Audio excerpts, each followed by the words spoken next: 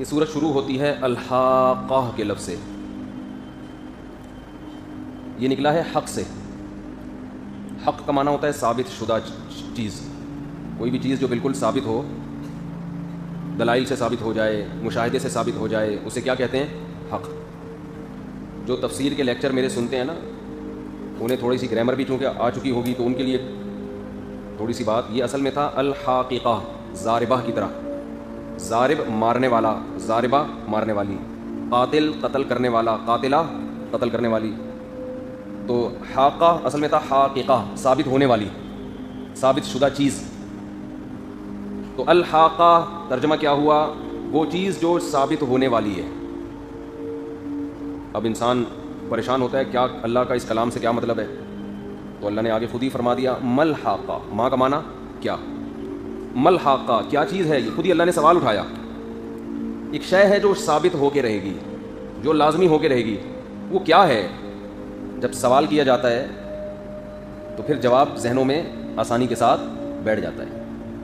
قرآن جو ہے نا وہ صرف ایک جنرل نالج کی کتاب نہیں ہے، وہ جو کہتا ہے اس پر عمل بھی کرواتا ہے، یعنی اس طرح سے بیان کرتا ہے کہ عمل کی ترغیب بھی ملے۔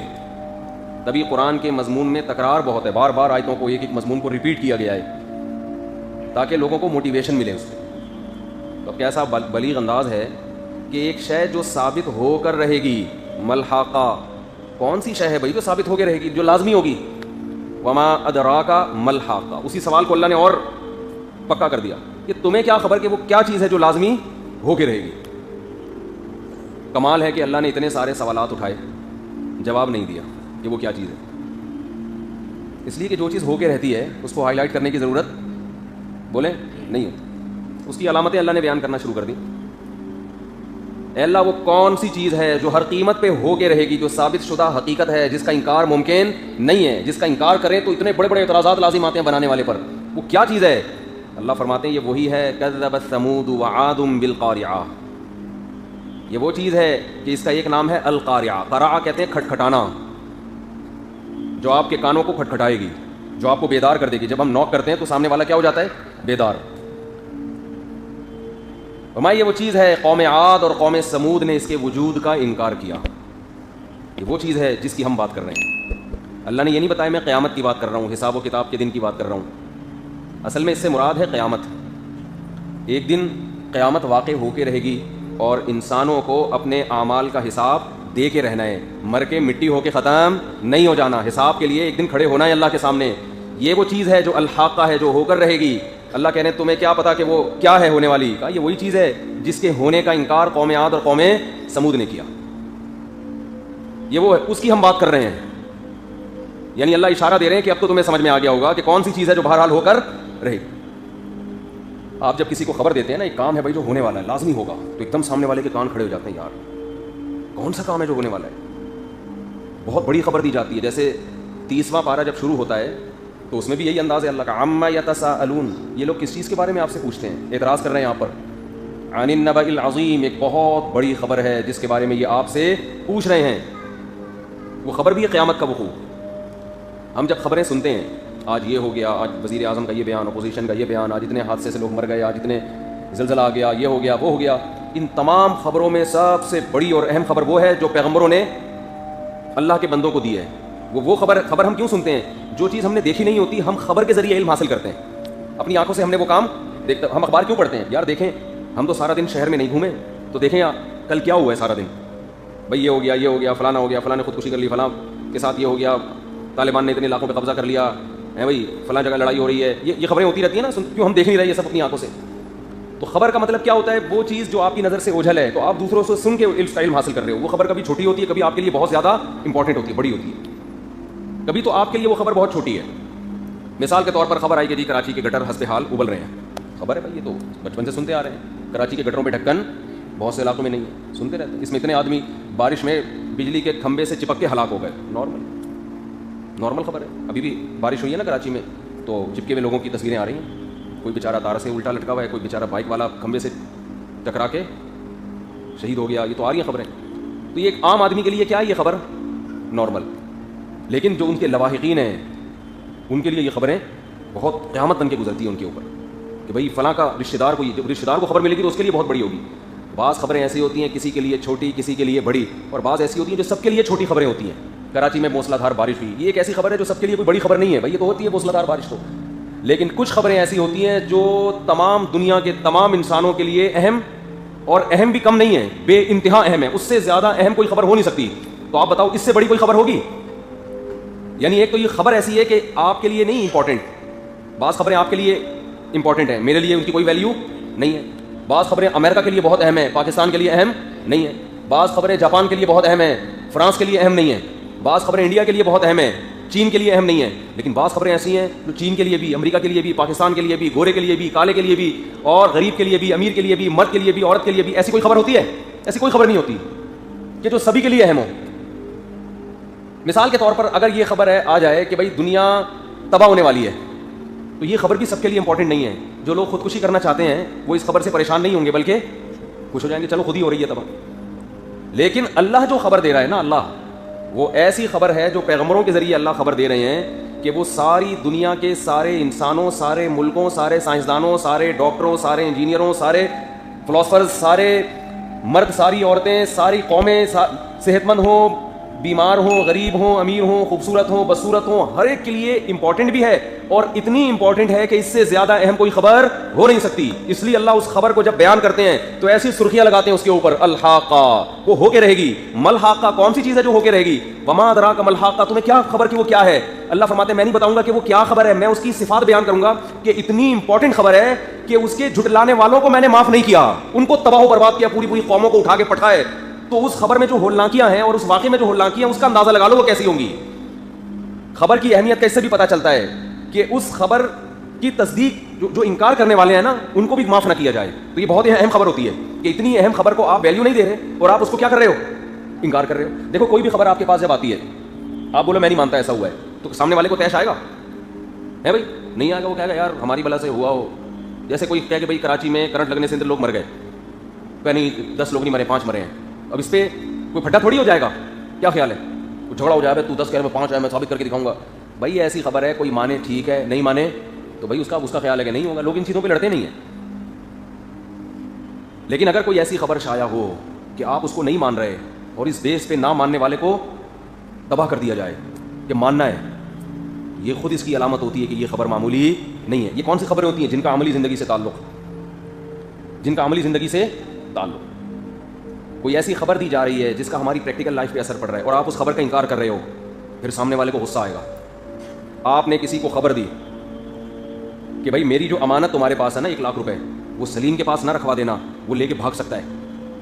سامنے والا کہہ رہا ہے آپ نے سلیم کے بارے میں غلط رپورٹ پیش کی ہے, سلیم ایمانت دار آدمی ہے, اس نے آپ کی خبر کا انکار کیا نا, آپ کو فوراً وہم ہو جائے گا کہ بھائی اس کا مطلب یہ میرے پیسے کس کو دے گا, ہے بھائی یہ سلیم کے پاس رکھوانے کے پورے موڈ میں ہے اور میرے پیسے گئے تیل لینے. ٹھیک ہے, اس خبر کے انکار پہ آپ خاموش نہیں رہو گے کہ چلو تمہاری رائے ہے کہ وہ اچھا آدمی ہے, میری رائے ہے کہ برا آدمی ہے, تو ہمارا آپس میں اختلاف ہو گیا, کوئی مسئلہ نہیں. آپ یہاں لڑو گے, آپ بولو گے بھائی میں ثابت کر کے دکھاؤں گا کہ وہ ٹھیک آدمی نہیں ہے, کیونکہ اب اس کو ٹھیک ماننے پر آپ کو اپنے پیسے ڈوبتے ہوئے نظر آ رہے ہیں.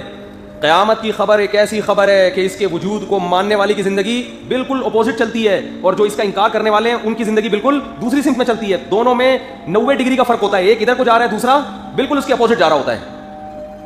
اس لیے یہ آپشنل نہیں ہے کہ اللہ نے آپ کو خبر دی کہ قیامت قائم ہوگی, پھر آپ کو اختیار دے دیا کہ میری بات پہ یقین کرنا چاہو تو تمہاری مرضی, نہ کرنا چاہو تو تمہاری مرضی. نا نا نا نا نا, اللہ فرماتے ہیں الحاقہ, وہ چیز جو ہو کے رہے گی. ملحاقہ, کیا ہے وہ چیز جو ہو کے رہے گی؟ وما ادراک ملحاقہ, تمہیں کیا خبر؟ فرمائیے وہ چیز ہے کہ قوم عاد اور قوم سمود جن کے قد کھجور کے تنوں کے برابر تھے, اتنے اسٹیبل قوم, معاشی ترقی, دولت, آبادی اور مضبوط سینوں والے, من اشد منا قوہ کا نعرہ لگاتے تھے کہ ہم سے زیادہ طاقتور کون ہے. بھائی باہر جا کے بات کرو یار, ادھر کھڑے ہو کے بات نہیں کرو کہ ہم سے زیادہ طاقتور کون ہے. وہ یہ نعرے لگایا کرتے تھے. اس کے باوجود اللہ فرماتے ہیں انہوں نے ایک بات کا انکار کیا, وہ کیا؟ کہ پیغمبر نے کہا کہ قیامت قائم ہوگی, مر کے مٹی ہو کے ختم نہیں ہو جاتے. انہوں نے انکار کیا. اللہ فرماتے ہیں دونوں قوموں کو میں نے اٹھا کے پٹک دیا, ہلاک کر دیا دونوں قوموں کو, کیونکہ اس خبر کو ماننے اور نہ ماننے میں عملی زندگی میں زمین اور آسمان کا فرق. جو اس خبر کو نہیں مانتے تھے وہ بیٹیوں کو زندہ دفن کر کے بھی مطمئن زندگی گزارتے تھے. عرب جو تھے وہ بیٹیوں کو, اپنی معصوم بیٹیوں کو اپنے ہاتھوں سے دفن کرتے تھے.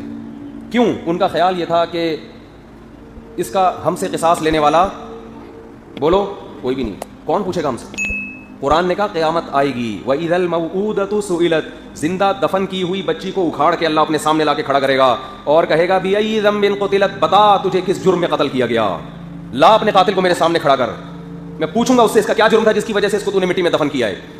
کتنا فرق ہے, جو نہیں مان رہا وہ بیٹیوں کو زندہ دفن کر رہا ہے اور مطمئن زندگی گزار رہا ہے. جو مان رہا ہے اسے پتا ہے کہ آج اس کو دفن کروں گا, کل مجھے قیامت کے دن خدا کے سامنے جواب دینا ہے. وہ بیٹیوں کو پیدا ہونے کے بعد دفن کرنا تو دور کی بات, جس عورت کو یہ خیال ہوتا ہے نا کہ خدا کے سامنے مجھے جواب دینا ہے, وہ بچہ پیدا ہونے کے بعد مارنا تو دور کی بات, وہ ماں کے پیٹ میں بھی حمل ضائع کرتے ہوئے کانپتی ہے کہ کل قیامت کے دن مجھے اس کا حساب دینا ہے. سمجھ میں آ رہی ہے بات کہ نہیں آ رہی ہے؟ بہت فرق ہے قیامت کو ماننے والوں میں اور نہ ماننے والوں میں, بہت فرق ہے اس میں. تو اس لیے اللہ فرماتے ہیں کذبت ثمود, قوم سمود بہت پاورفل لوگ تھے, قوم عاد بہت طاقتور. یہ لوگ کیا کہتے تھے, من اشد منا قوہ.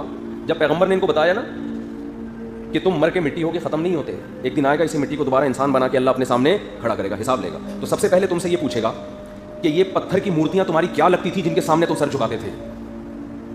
میں بھی قلات گیا ہوں نا, وہاں کی میں نے ویڈیو بنائی ہے, تو وہاں میں مندر میں بھی گیا, پرانے مندر ہیں وہاں. میں نے ویسے وہاں کے جو مہاراج کہتے ہیں ان کو اس سے ملا, خیر کوئی ہماری تمیز سے بات چیت ہوئی, ویسے میں نے ایک بات پارسل کر دی ان کو. میں نے کہا دیکھو میں نہیں کہہ رہا کہ میں صحیح ہوں یا آپ صحیح ہیں, یہ تو ایک پھٹے والی بات ہے نا. آپ غور کرو کہ ایسا تو نہیں کہ ہو سکتا ہے مسلمان غلط ہو, اور یہ بھی تو ہو سکتا ہے کہ ہم غلط ہو.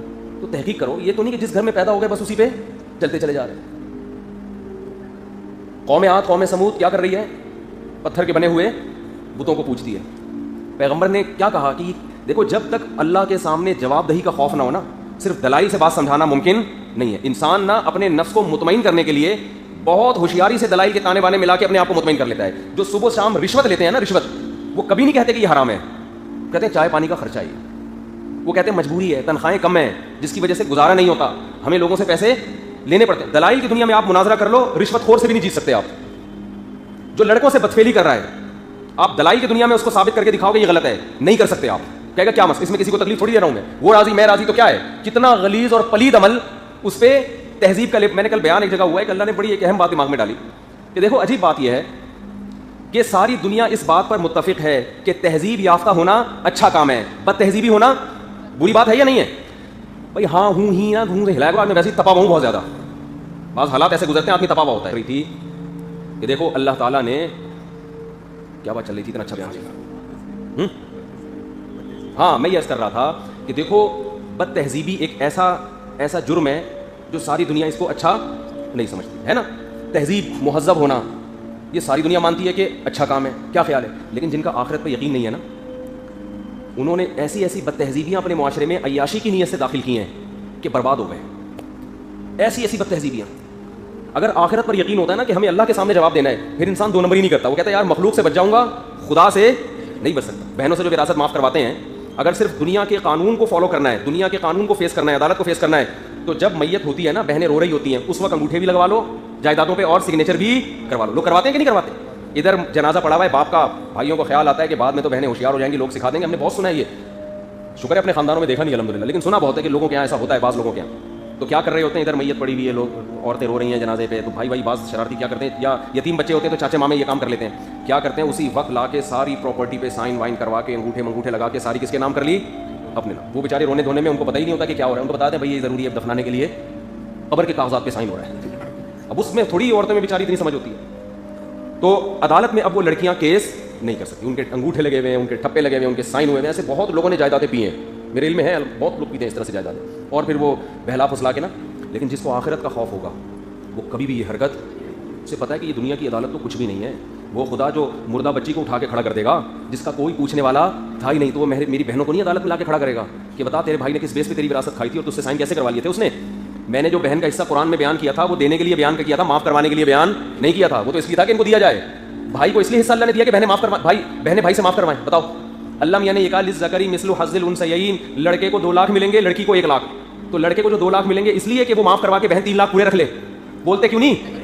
تو اسی طرح جو لڑکی کو 1 لاکھ ملے گا وہ اس لیے نہیں کہ معاف کروا کے بھائی پورے 3 لاکھ رکھ لے. لوگ سمجھتے ہیں کہ بہن کو جو جائیداد میں حصہ دیا ہے وہ اس لیے دیا تاکہ ہم اس کو معاف کروا کے پھر خود رکھ لیں.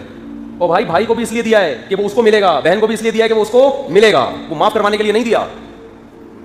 لیکن آپ جاؤ گاؤں دیہاتوں میں, کوئی پراپرٹی کوئی بہن کو دینے کے لیے تیار نہیں ہے. کیوں؟ آخرت کا یقین ہی نہیں ہے.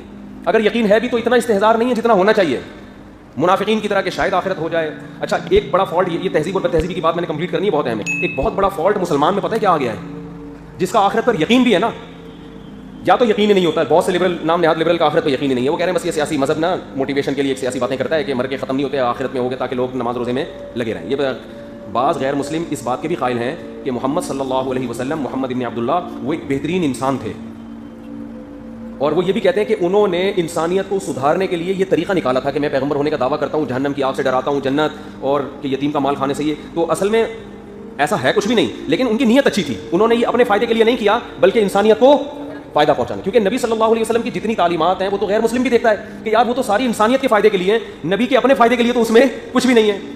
خود تو آپ کی زندگی ہے کہ 40 دن گھر میں چولہا نہیں جل رہا اور کھجور کی چھال پہ سو رہے ہیں, آرام کر رہے ہیں.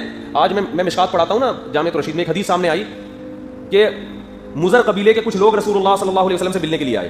آپ صلی اللہ علیہ وسلم نے جب ان پہ فقر و فاقہ کے آثار دیکھے نا, انتہائی غربت, بھوک کی حالت, اور کپڑے بھی پورے نہیں جسم پہ, تو حدیث میں آتا ہے فتمعر وجہ رسول اللہ صلی اللہ علیہ وسلم, آپ کے چہرہ انور متغیر ہو گیا. یہ راوی بیان کر رہے ہیں, حدیث کے صحابی بیان کر رہے ہیں کہ نبی کے چہرے پر لکیریں آ گئی. اور دیکھو جب کوئی پریشان ہوتا ہے نا تو وہ اپنی پریشانی چھپا نہیں سکتا, غم چہرے سے جھلک جاتا ہے. اس میں دو نمبری کرنا بہت مشکل کام ہوتا ہے. خوشی کے آثار حدیث میں آتا ہے جب نبی خوش ہوتے ہم آپ کے چہرے کو دیکھتے تو آپ کا چہرہ کھلکھلا. جب آپ کسی کو خوشی خبر دیں کیسا چمک اٹھتا ہے نا چہرہ, تو کچھ کیفیات ایسی ہوتی ہیں جو انسان چھپا نہیں سکتا, اس میں جھوٹ ممکن نہیں ہے, الا یہ کہ میک اپ کر کے کچھ جیسے رونے کی وہ بنا لیں, پیاز سے آنسو ٹپکا لے, وہ ایک الگ بات ہے. لیکن وہاں تو کوئی نہ پیاز ہے نہ کوئی اور چیز رکھی ہوئی ہے. تو یہ وہ کیفیات ہے جو صحابہ بیان کر رہے ہیں نبی صلی اللہ علیہ وسلم کی. تو حدیث میں آتا ہے آپ کا چہرہ کیا ہو گیا, متغیر, ٹینشن میں آ گئے, پریشانی میں آ گئے. آپ بتاؤ کسی کی ٹینشن دیکھ کے پریشان ہونا یہ برے لوگوں کا کام ہے, اچھے لوگوں کا کام ہے؟ تو غیر مسلم بھی حدیثیں پڑھتے ہیں نا, یہ واقعات پڑھتے ہیں. تو آپ صلی اللہ علیہ وسلم نے حضرت بلال کو حکم دیا اذان کا ہو.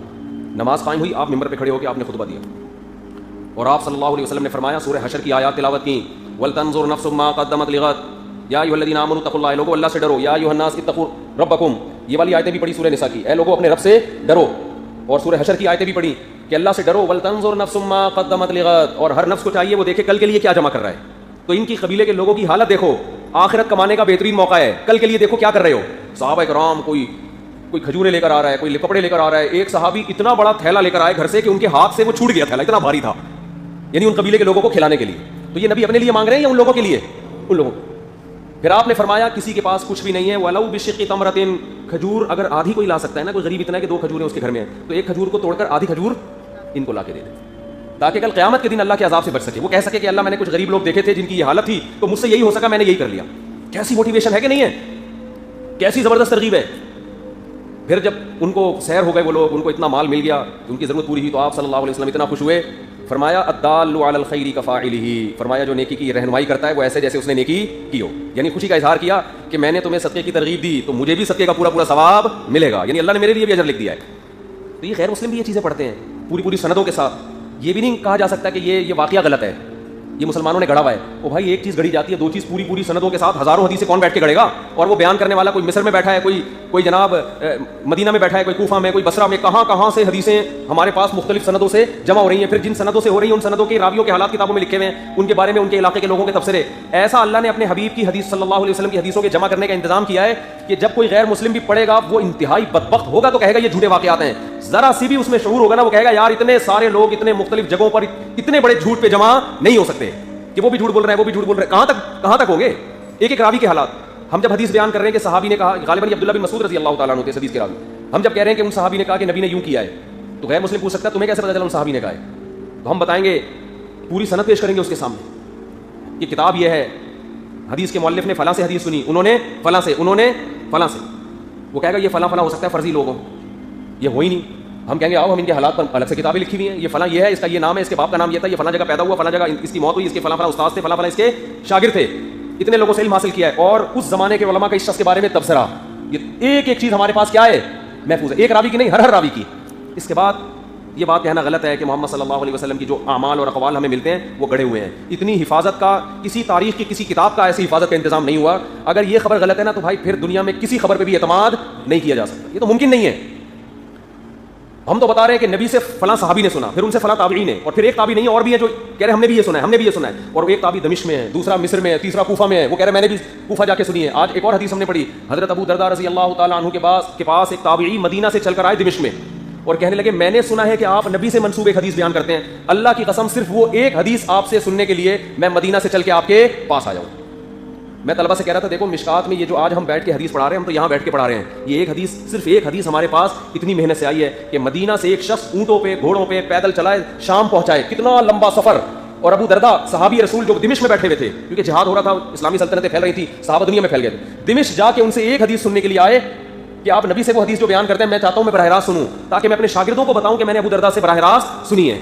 پھر شاگرد بتائیں کہ انہوں نے ہم نے قیس ابن کثیر سے براہ راست سنی ہے, یہ راوی کا نام قیس ابن کثیر تھا, پھر وہ کہیں ہم نے ان سے سنی ہے, اور بالآخر پھر اس اہتمام کے بعد جا کے وہ کتابوں میں محفوظ ہوگی, اور ان تمام کے راویوں کے حالات بھی محفوظ ہوں گے. ایک ایک حدیث اس طرح سے محفوظ ہوئی ہے. یہ خود محمد صلی اللہ علیہ وسلم کے سچے نبی ہونے کی علامت ہے. کسی کذاب اور جھوٹے کو خدا کی طرف سے ایسا پروٹوکول نہیں مل سکتا.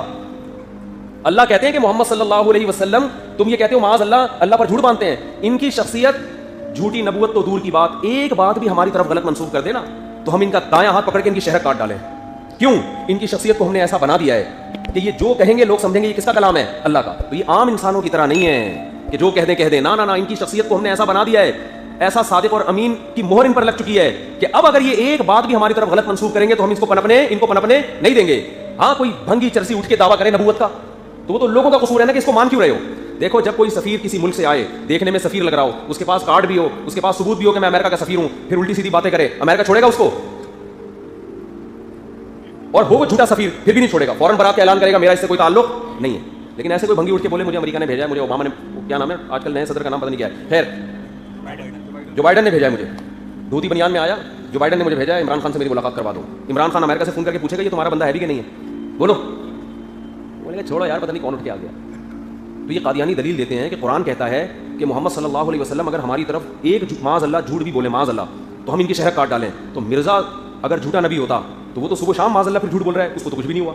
تو ہم یہ کہتے ہیں یہ مرزا کے بارے میں نہیں ہے, کیونکہ مرزا کو نبی ماننا, مرزا ایسی شخصیت جس کی اپنی کتابوں سے پتہ چلتا ہے کہ وہ شریف آدمی نہیں تھا, اس کی برات کا اللہ نے اپنے ذمہ وعدہ نہیں کیا. ایسے تو کوئی بھی مکھن چھوٹ کے کچھ بھی بولتا رہے. یہ محمد صلی اللہ علیہ وسلم جیسی شخصیت کے بارے میں ہے کہ براہین قاطعہ مضبوط دلائل سے جس کی نبوت پہ مہر لگ گئی ہو, اور جن کی حدیثوں کو اس طرح سے محفوظ کیا جا رہا ہو, لوگ جانے کٹا رہے ہوں, اور پچھلی کتابوں میں ان کی نبوت کی خوشخبریاں ہوں کہ عرب میں ایک نبی آئے گا جس کا نام احمد ہوگا, جس کا نام محمد ہوگا, اتنی خوشخبریاں اور اتنی بشارتیں, پھر اس کو فتوحات مل رہی ہوں, اور اس کا اوڑھنا بچھونا اتنا سادہ, اور قوم کے لیے قربانیاں دے رہے ہوں, اور بت پرستی کے خلاف آواز اٹھا رہے ہوں, پوری قوم سے ٹکر لے رہے ہوں. سب سے پہلے ان کی تلوار اپنی قوم کے خلاف نکلی ہو, قوم پرستی کا جڑ سے خاتمہ کر رہے ہوں, جس میں نبوت کی ساری علامتیں پائی جائیں. پھر اگر وہ اللہ کی طرف غلط بات منسوب کرے گا تو لوگ اس غلط کو سچ سمجھنا شروع کر دیں گے. اللہ فرماتے ہیں میں اس غلط کو اپنی طرف منسوب ہونے نہیں دوں گا. سمجھ میں آ رہی ہے بات کہ نہیں آ رہی؟ تو بہت سے غیر مسلم رسول اللہ صلی اللہ علیہ وسلم کو کہتے ہیں کہ آپ نبی تو, کیونکہ نبی مان لیں پھر تو مسلمان ہو جائیں گے نا, نبی تو نہیں ہے لیکن انسانیت کی خدمت کے لیے بڑا کام کیا ہے, غریبوں کو صدقہ دلوا رہے ہیں, بیٹیوں کو زندہ دفن ہونے سے بچا رہے ہیں, بیٹیوں کو پالنے کے فضائل سنا رہے ہیں, جبکہ اس میں آپ کا اپنا کوئی مفاد نہیں ہے. پہلی شادی 25 سال کی عمر میں 40 سالہ بیوہ سے کر رہے ہیں, اور جو 2 دفعہ بیوہ ہو چکی ہے, اور 15 سال اسی کے ساتھ گزارا کر رہے ہیں حالانکہ خود جوان ہیں. تو عرب بہت سے انگریزوں نے لکھا, ہندوؤں نے لکھا کہ بھائی ہم نبی تو نہیں مانتے, لیکن اتنی بات ہے کہ شریف انسان تھے, اور یہ جو آپ نے باتیں کی ہے نا قیامت ہوگی, یہ لوگوں کو موٹیویٹ کرنے کے لیے, اس کے بغیر لوگوں کو موٹیویشن ملنی نہیں. تو یعنی گویا خلاصہ یہ نکلا معاذ اللہ کہ یہ سب جھوٹی باتیں ہیں, لیکن اس کے پیچھے جذبہ کیا ہے؟ اچھا ہے. یہ سب بات آ رہی ہے سمجھ میں؟ جذبہ اچھا ہے اس کے پیچھے. اب یہ پتہ نہیں میں نے بات لایا کہاں سے, کوئی کیوں کر رہا تھا میں یہ بات چل کر رہی تھی. خیر ہم تو قیام و قام میں اتنا آگے نکل جاتے ہیں, بس تہذیبی والی بات تو ابھی آ رہی. تو بہت سے غیر مسلم یہ کہتے ہیں. تو اب کیا ہے, وہ یہ کہتے ہیں کہ بھائی آخرت واخرت کچھ بھی نہیں ہے, مر کے مٹی ختم بس فنش. اب یہ بات بڑی اہم بات تھی جو کسی وجہ سے میں نے یہ پورا بیان کیا تھا کہ یہ غیر مسلم کہتے ہیں تو کیوں کہتے ہیں. خیر چلو وہ جو تھا وہ ہو گیا, وہ رہ گئی بات. تو میں یہ کر رہا تھا کہ دنیا میں سب سے بڑا جرم کیا ہے؟ بد تہذیبی. جو ساری دنیا مانتی ہے کہ مہذب قومیں اچھی ہوتی ہیں اور غیر مہذب بولو نا بری. لیکن اگر آپ کا آخرت پر ایمان نہیں ہے, جیسے نبی نے موٹیویٹ کیا آخرت کے ذریعے نا, صحابہ کو بتایا آخرت کے لیے تیاری کرو, کیا کیا گھر سے لے کر آ رہے ہو مضر قبیلے کے لوگوں کے لیے, کیا کیا لا رہے ہیں گھر سے, بھائی بورے اٹھ نہیں رہے ان سے, سب کچھ لا کے نچھاور کر دیا, بھائی ان کو کھلاؤ. آخرت کا جذبہ نہیں ہو تو شراب چھوڑنا ممکن نہیں. نبی نے جب فرمایا کہ شراب حرام ہے, قرآن میں آیتیں نازل ہوئی, انما الخمر والمیسر والانصاب والازلام رجس, پلید بری چیزیں, چھوڑ دو اس کو. آپ بتاؤ ایک آدمی کے لیے شراب چھوڑنا اتنا مشکل, پوری قوم کے لیے کتنا مشکل ہوگا. لیکن مدینہ کی گلیوں میں ایسے شراب بہہ رہی تھی جیسے چشمے بہہ رہے ہو پانی کے, سب نے انڈیل دی. اور آپ نے فرمایا کہ شراب پینا بھی حرام, شراب کے برتن میں پانی پینا بھی حرام ہے, برتن بھی توڑ دو.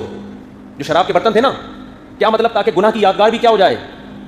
عرب میں نا شراب کے مخصوص برتن ہوا کرتے تھے, عام برتن نہیں ہوتے تھے, شراب کے لیے الگ سے برتن ہوا کرتے, ان میں شرابیں محفوظ رہتی تھیں, ان میں ذائقہ زیادہ اچھا ہو جاتا تھا. کدو کو تراش کے بناتے تھے, کدو ہے نا, اندر سے کھوکھلا کر کے اس کو خشک کر کے وہ برتن بنا لیا. اب تو نبی نے حکم دیا کہ ان برتنوں کو بھی توڑ دو, مٹکے توڑ دو شراب کے. پھر بہت عرصے کے بعد جا کے آپ نے اجازت دی کہ برتن رکھ سکتے تھے, تاکہ گناہ کی یادگاریں بھی کیا ہو جائیں. کتنا مشکل کام ہے, جو قوم صدیوں سے شراب پیتی آ رہی ہے, اور شراب بھی یہ والی نہیں انگور کی شراب ہوتی تھی, کھجور کی شراب ہوتی ہے, جو بہت سخت شراب ہوتی ہے. آسان ہے چھوڑنا, لیکن کس چیز نے چھڑوایا بھائی. نہیں چھوڑو گے تو آخرت میں اس کا حساب بولو دینا پڑے گا. چھوڑ دیا بھائی, آخرت کی آگ ہم برداشت نہیں. ایسا یقین آیا صحابہ کو آگ پر. دیکھو معاذ اللہ نقل کفر, نبی صلی اللہ علیہ وسلم یہ سب باتیں ایسی کر رہے ہوتے ہیں نا جو ایک سیاسی باتیں ہوتی ہیں. سیاسی باتوں پہ لوگوں کو اتنی جلدی یقین نہیں آتا, اس کے پیچھے دلائل کی قوت ہوتی ہے. عرب 40 سال سے آپ کو دیکھ رہے تھے, عرب آپ کے معجزے دیکھ رہے تھے, ان کو یقین آ گیا تھا یہ جو آگ کے وعدے کر رہے ہیں یہ وعدے غلط نہیں ہیں. یہ جو کہہ رہے ہیں نا یہ سیاسی وعدے نہیں ہیں, اور سیاست میں اتنے بڑے وعدے بھی نہیں کیے جاتے, اتنا بڑا جھوٹ بھی نہیں بولا جاتا. ہرقل نے کہا تھا نا ابو سفیان سے جب وہ مسلمان نہیں ہوئے کہ انہوں نے کبھی جھوٹ بولا, انہوں نے کہا نہیں 40 سال میں کبھی نہیں بولا. اس نے کہا یہ کیسے ہو سکتا ہے, جس شخص نے 40 سال میں ایک دفعہ بھی جھوٹ نہ بولا ہو, پھر وہ بولے تو اتنا بڑا جھوٹ بول دے کہ میں خدا کا پیغمبر ہوں. بھائی زندگی میں جس نے کبھی ایک چپل بھی نہ چرائی ہو, کیا وہ بینک میں کروڑ روپے کا ڈاکہ ڈال سکتا ہے پہلی دفعہ میں؟ پہلی دفعہ میں تو گھنٹیاں بجائے گا, بھاگے گا, چپلیں چوری کرے گا, اس کے بٹوے سے پیسے ہوتے ہوتے پھر وہ صدر بن جاتا ہے. ایک دم سے تھوڑی ہو جاتا ہے یہ. تو یہ ہر جرم نا آہستہ آہستہ ہوتا ہے, بد نظری ہوتی ہے, پھر اور حرکتیں, پھر زنا کی طرف جاتا ہے انسان. اچانک ایک دم سے کوئی قتل نہیں کر دیتا, چھوڑا اٹھا کے بندے کو مار دیا, پہلے دوسرے ظلم کیے ہوتے ہیں. تو ہرقل کتنا عقل مند تھا, اس نے کہا یہ کیسے ہو سکتا ہے کہ 40 سال جو شخصیت تمہارے درمیان رہی اور ایک حرف بھی ان کی زبان سے کبھی تم نے جھوٹ کا نہیں سنا, جب بولنے پر آئے تو اچانک اتنا بڑا جھوٹ کہ میں خدا کا پیغمبر, یہ ہو نہیں سکتا.